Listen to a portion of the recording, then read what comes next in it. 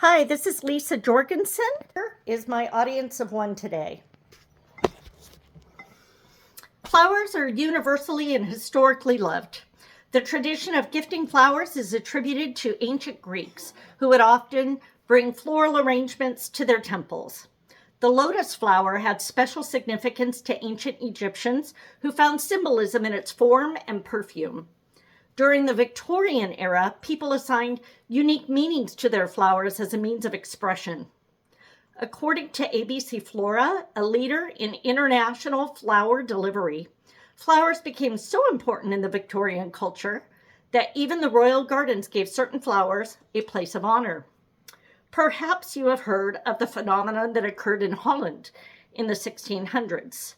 Tulip mania, also known as the tulip craze, occurred when exotic tulip bulbs became a much sought after and desired commodity. Before the market crashed, wreaking havoc on the Dutch economy, it is recorded that one bulb was sold for 5,000 guilders, the going rate for a nice house in 1637. The dahlia, a flower native to the high plains of Mexico and Guatemala, arrived in the United States in the early 1830s. According to Anne Helen Peterson, author of Culture Study, Martha Stewart is generally attributed with repopularizing the dahlia in 2010.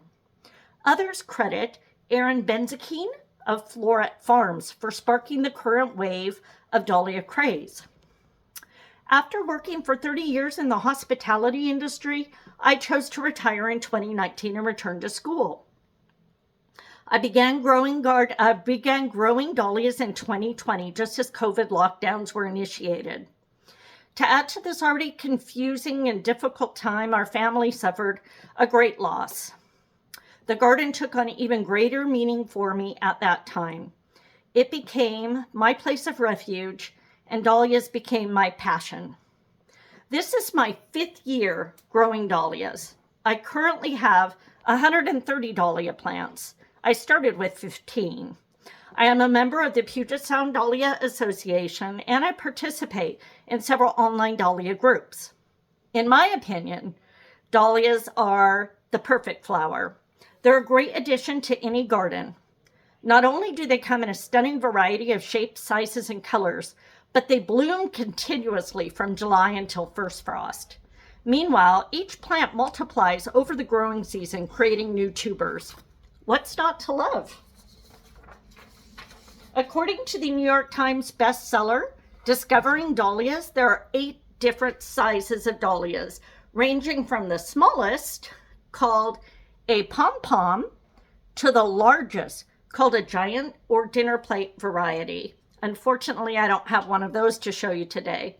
The pom-pom is a miniature round bloom up to 2 inches in size that resembles the lollipop, and a giant can exceed 10 inches and require staking to support.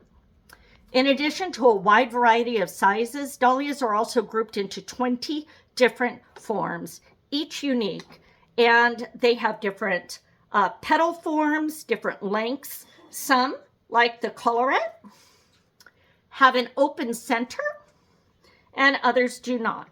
My personal favorites are the water lily and the ball form. Many of the other well-known varieties are the stellar, the cactus, and the formal decorative dahlias. They are all so unique and beautiful. It's really a matter of personal preference. Dahlias also come in every color of the rainbow, except blue, but hybridizers are working on that. This is because dahlias cannot make the enzyme necessary to generate blue flowers. In the summer, I am partial to pink and blush colors. In the fall, I love using a combination of orange and red dahlias in my bouquets. And many of my customers love the dark purple colors. This one is a variegated purple. It's just beautiful. Another attribute of dahlias is their long blooming season. I typically enjoy 3 consecutive months of blooms here in the Pacific Northwest. Unlike tulips, which are one and done flowers, dahlias are a cut and come again flower. Longfield Gardens describes dahlias as workhorse plants that pump out tons of blooms. And these blooms that I have shared with you today were cut this afternoon.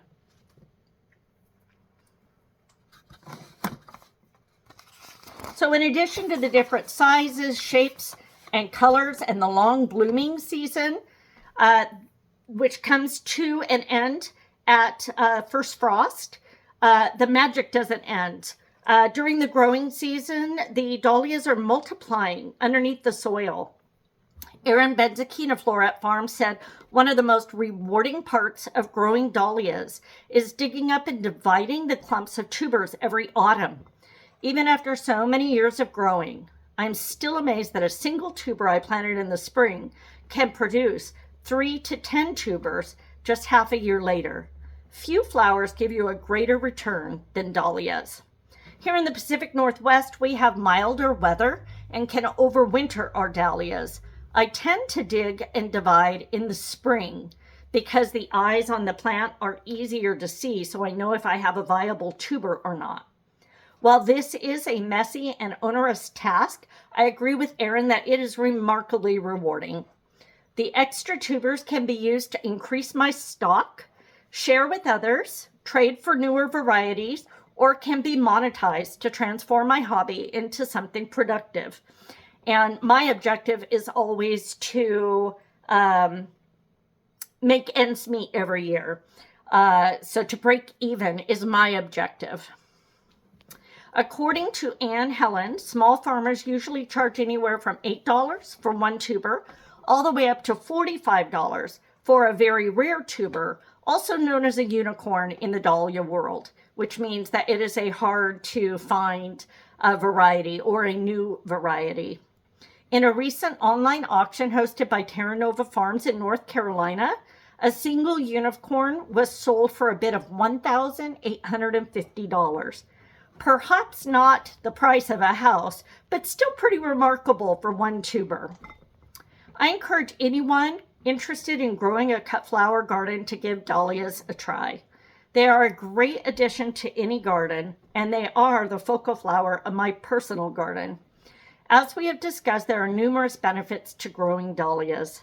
They come in a variety of shapes, sizes, and colors. They bloom continuously from July until first frost, and each plant multiplies over the growing season, creating new tubers. I am one of many who have fallen head over heels in love with dahlias. Erin Benzakein summarizes my feelings perfectly in her book. One thing I've learned when it comes to dahlias is that once you've been bitten by the bug, there's no going back. They have a strangely magical quality that somehow ends up taking over your life in the most fun and beautiful way. Thank you.